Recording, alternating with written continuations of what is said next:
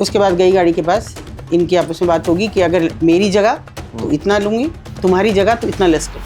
यानी एक human trafficking का एक वास्ट रूप आया कि अच्छे घरों की लड़कियां हैं जिनको प्यार में फंसा के, वो जो छोड़े हुए हैं लड़के जिनको हम पिम्प्स बुला रहे हैं, वो ऐसे लोग हैं जो हैंडसम स्मार्ट हैं, दिखने में अच्छे हैं और लड़कियों को फंसा सकते हैं। अच्छी, कभी कभी अंग्रेजी भी बहुत अच्छी बोलते हैं और बहुत सोफिस्टिकेटेड नज़र आ रहे हैं।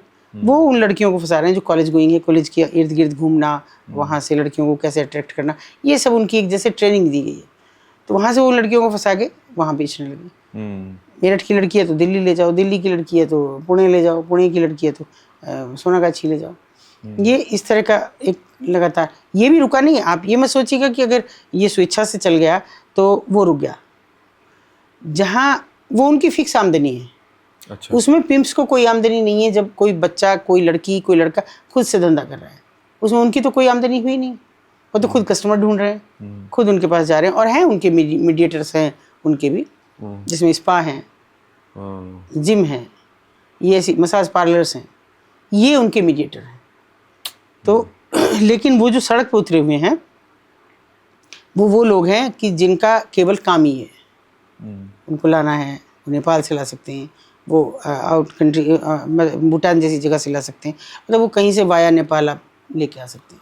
इनका प्रलोभन क्या होता है? मतलब आप बता रहे हैं कि अच्छे घर की लड़के लड़कियां भी हैं जो इसमें फंसते हैं। देखिए, अच्छे घर की लड़कियों की मैं स्पष्ट बोलती हूँ थोड़ा कि हमारी कमी है ये कि माता पिता जी जो हमारे हाथ में दे दिया है, ये इसको कभी चेक नहीं कर सकते। सुना है मैंने ऐसा, मेरे घर में नहीं है ये।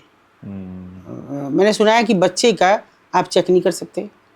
आप उसके रूम को नॉक करके जाएंगे, वो क्या देख रहा है क्या नहीं देख रहा है आप कर नहीं सकते। आपने उससे नहीं लिया जो 2005 और 6 में आरुषि कांड हुआ नोएडा में, आपने उससे सबक नहीं लिया कि आरुषि कांड इसी की परिणति थी और उस दौर की थी कि जब बहुत ज़्यादा हम टेक्निकल नहीं हुए थे।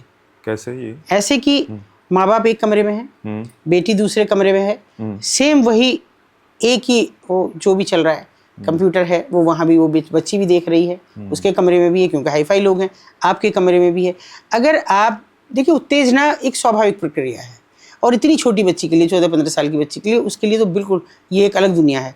और ऐसे में उनको जो दिखता है उससे रिलेशन होता है। लोग कहते हैं कि नहीं वो नेपाली को गलत कहा गया, नेपाली को मारा क्यों गया? क्योंकि कोई भी बाप जिसने कितनी भी छूट दी हो, वो शायद ये बर्दाश्त नहीं कर पा रहा था कि मेरी बेटी मुझे इस परिस्थिति में मिले। और जिस तरह से उसको चोट दे के मारा गया, बहुत मामूली सी, वो कोई मेडिकल से जुड़ा बंदा ही दे सकता था। तो उससे भी हमने सबक नहीं लिया कि ये जो बंद कमरे में अलग बच्चों को छोड़ना, कभी चेक ना करना। और मैंने तो ये भी सुना है कि लोग कहते हैं, बच्चे कहते हैं कि अब हम 18 साल के हो गए, हमारे कमरे को नॉक करके आया करो। पता नहीं किस यूरोपीय कल्चर यहाँ पे आ रहा है, वो आ गया। और ये एक सोची समझी साजिश है जो मल्टीनेशनल कंपनीज के जरिए आ रही है।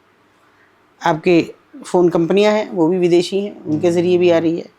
और यहाँ तक कि अभी मुझे पता नहीं इस पर मुझे कहना चाहिए या नहीं, ऐसे खिलौने आ रहे हैं कि जो आपको, चाइनीज़ खिलौने हैं जो इस तरह की चीज़ों में आपको इन्वॉल्व करते हैं।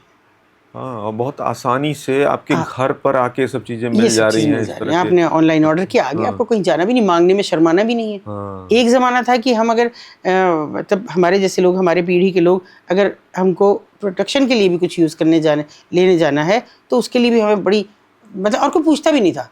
कोई पूछता, दुकानदार से, जैसे जो भी मेडिकल स्टोर से कहा कि कुछ प्रोटेक्शन दे दो, वो दे दिया उठा के, पूछा नहीं।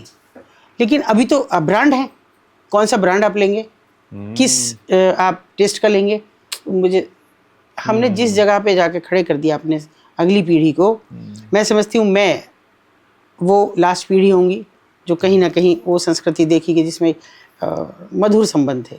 आप उससे अगली पीढ़ी होंगे और लास्ट पीढ़ी होंगे कि जो अभी भी कहीं ना कहीं बचाने की कोशिश में जुड़े हैं। उसके बाद नहीं, अगर अब भी हम नहीं चाहते तो उसके बाद नहीं, आपके पास कुछ नहीं है, कोई चीज़ ऐसी नहीं है। जब आपकी बेटियां, आपने कभी देखा है, आप नोएडा में रह रहे हैं, गुड़गांव में जाके देखिए, दिल्ली में जाके देखिए, कभी शाम के वक्त आप जब ऑफिस से निकलते हैं, जहाँ रेड लाइट एक बार में पार नहीं होती, कई बार में पार होती होता है, बिल्कुल, तो पोल पे लड़की खड़ी आपको दिखेगी और वो अब तो मोबाइल है, मोबाइल में चैट कर रही है।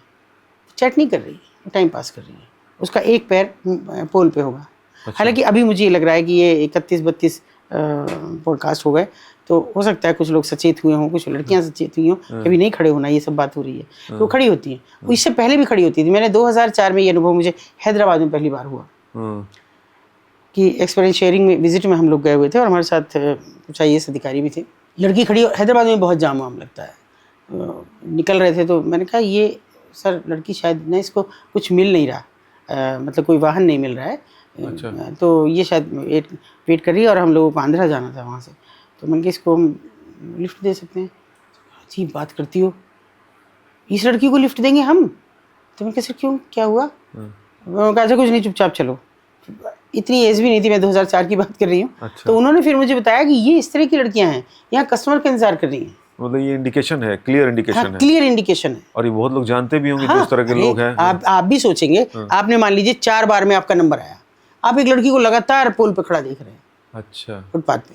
ये तो ये भी तो होता है कि मतलब वो सेम वहाँ पे अगर कोई बस स्टॉप है, ये है, बार बार भी लोग आते हैं। ठीक है, तो उसका भी है तरीका कि कोई रुकता है जिसको मालूम है, आपको नहीं मालूम, आपने इसका एक्सक्यूज ये हो गया, लेकिन कोई रुकता है आके, गाड़ी रोकता है, कुछ इशारे में बात होती है, कोई उनका सिग्नल होता है कि ऐसे वो करेगा। अच्छा। ये ऐसे करेगी।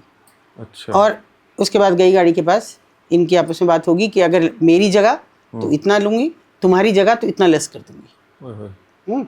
उसके बाद लड़की अगर तय हो गया तो लड़की बैठे गाड़ी में आपके साथ चली जाएगी, बिना ये सोचे तुम कहाँ जा रही हो, क्या हो सकता है तुम्हारे साथ, क्योंकि वो तो प्रिपेयर होके जा रही हैं। उन्हें पता है कि जब कोई 5 स्टार होटल में, 3 स्टार होटल में लेके जाएगा तो वो उसके साथ जाती नहीं करेगा, क्योंकि शोर मचेगा, लड़की शोर मचा देगी, ये भी कह देगी मैं तो, मुझे तो नौकरी के नाम पे यहाँ इंटरव्यू के लिए लाए थे, कुछ लाए थे, तो उसको दिक्कत, तो वो नहीं करेगा। लेकिन अब इसका विपरीत आप वहाँ देखें, रेड लाइट एरियाज में, वो भी रेड लाइट है और ये भी रेड लाइट है। हाँ, ये मेरे मन में एक सवाल था भी कि इतने साल आपने वक्त दिया है इस पे, तो इसके बदलते रूप को भी देखा होगा। बिल्कुल। तो उस दौर में जब वैश्यालय होते थे, आप वहाँ जाती थी, उन लोगों की मदद करती थी, वहाँ आपको क्लियर दिखता था कि ये बड़ी ही सताई हुई है, बड़ी बुरी कंडीशन में।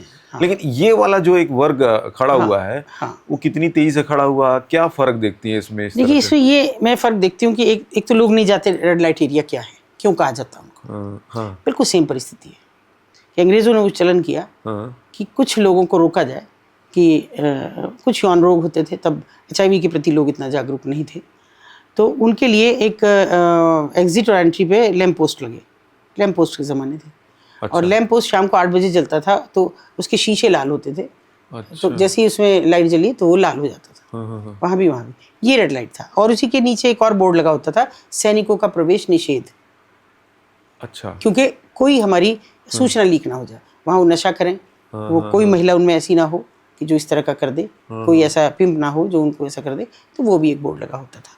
ये रेड लाइट, और ये उसी का ही एक चलन था कि उस रेड लाइट पे आप जा रहे हैं, आप रेड लाइट होते ही गाड़ी रोक देते, क्योंकि आगे आप जाएंगे आप कानून के भी शिकंजे में हैं, आपके जीवन को भी खतरा है। वहाँ भी सेम ये है कि आपको बता दिया ये रेड लाइट है 8 बजे के बाद, आप जाना चाहें आपकी मर्जी। अच्छा। आपको अगर मरना ही है तो चले जाइए, आप यौन रोगी भी हो सकते हैं, आपके सम्मान को भी खतरा लोग देखेंगे तो हो सकता है जब आप वहाँ जा रहे हैं। तो बहुत कम लोग, एक लिमिटेड वर्ग जाता था जिसके बारे में अक्सर कहा जाता था कि अरे वो तो वहाँ पड़ा रहता है, जिसकी अच्छी छवि नहीं होती थी। लेकिन जैसे ही वो हटे, बोर्ड पोस्ट हटे, क्योंकि बदलाव की मैं खुद को कभी कभी बहुत शर्मिंदगी महसूस करती हूँ कि उस बदलाव की मैं साक्षी हूँ, कि मेरे सामने 2 उस्ताद जी हर जगह हुआ करते थे, वो हारमोनियम और तबले पे हुआ करते थे वैश्यालय वाले टाइम। हाँ। और वो बजाते थे, वो नाचती थी, लोग बैठते थे। ये सब नहीं कि वो गजरा लगाए, ये सब नहीं, लेकिन बैठते थे लोग। और बदलाव ऐसा हुआ कि धीरे धीरे उस्ताद जी बेरोजगार हुए, वो जो मूव सिखाने वाली कोई महिला आती थी वो बेरोजगार हुई, और उससे बड़ा ये हुआ कि लोगों का आवागमन कम हुआ तो देह व्यापार शुरू हुआ।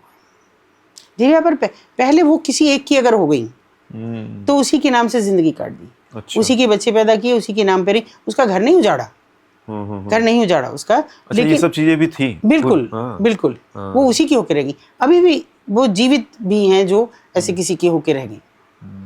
तो ये एक बड़ा ऐसा था कि लोगों ने सोचा कि अच्छा इधर उधर मुंह मारेगा, इधर उधर बदतमीजी करेगा, किसी के साथ कुछ ना हो जाए। लोग अभी धीरे नया इसका कि ये एरियाज हैं तो बलात्कार नहीं हो रहे। मुझे एक जगह बता दीजिए जहाँ बलात्कार नहीं हो रहे। कल की मैं खबर पढ़ रही हूँ, मन हिल गया, 9 माह की बच्ची के साथ रेप हुआ। वो 9 महीने की बच्ची क्या जानती थी, पूरी तरह से डैमेज हो चुकी, जिंदा है। कैसे कैसे इंसान बिल्कुल जानवर हो गया है। और रिश्ते के भी कोई, मैं तो खबरों में ये भी देखता हूँ कि हाँ, मतलब पिता और बेटी का भी भाई हद हो क्या गया। आप क्या देख रहे हैं? हाँ, वो क्या ऐसा मानसिक, बदलाव कि मैं एक हामी हूँ कि वो सब देखा कि कैसे क्या था तब। उनका अपना आत्मसम्मान था। वो एक नथ उतराई की रस्म थी और जिसमें पूरा बाजार को बुलाया जाता था, एक बड़ी दावत होती थी कि आज ये है, पता है लोगों को ये हुआ। और जब तक उस लड़की की नोज रिंग रहती थी तब तक कोई भी कस्टमर्स को मांग नहीं सकता था। और वो एक निश्चित टाइम, वो शायद 18 साल तो नहीं होता था, लेकिन कोशिश ये की जाती थी कि ये बालिग हो जाए, शारीरिक रूप से स्वस्थ हो जाए, तब इसको धंधे में उतारा जाए।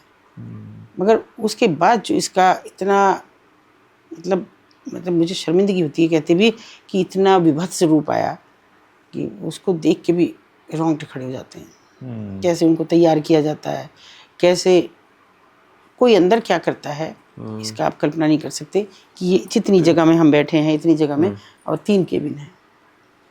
ये तो फिर भी आगे हो गया, बस सिर्फ जहाँ तक आदमी लेट सके। और वो केबिन नहीं है, वो पर्दे हैं केवल। इधर भी एक लड़की है, यहाँ भी एक लड़की है और यहाँ भी एक लड़की है। और उनके साथ कस्टमर है। ये कस्टमर उसके साथ क्या कर रहा है, वो उसके साथ, हर लड़की जानती है एक दूसरे के साथ क्या क्या हो रहा है, मगर वो मना नहीं कर सकती उनको। यही अंतर है कि वो जो जा रही है स्वेच्छा से, वो हर चीज़ को मना कर सकती हैं, ये नहीं ये, मगर वहाँ कोई मना ही नहीं है। वो कुछ भी करते हैं, कुछ भी अपनी जो फ्रस्ट्रेशन जैसे निकालने के लिए। जो अगर शराब पी के घर जाते हैं तो बीवी चिल्ला रही है, बच्चे इग्नोर कर रहे हैं, उनकी बेइज्जती हो रही है, समाज उन्हें तिरस्कृत कर रहा है, वो सब उसकी जो है वो वहाँ निकालनी है उनको। वो तो कुछ नहीं बोल सकती। वो तो ऐसी बंद चिड़ियाँ हैं कि जिनको पिंजरे में रख दिया गया है।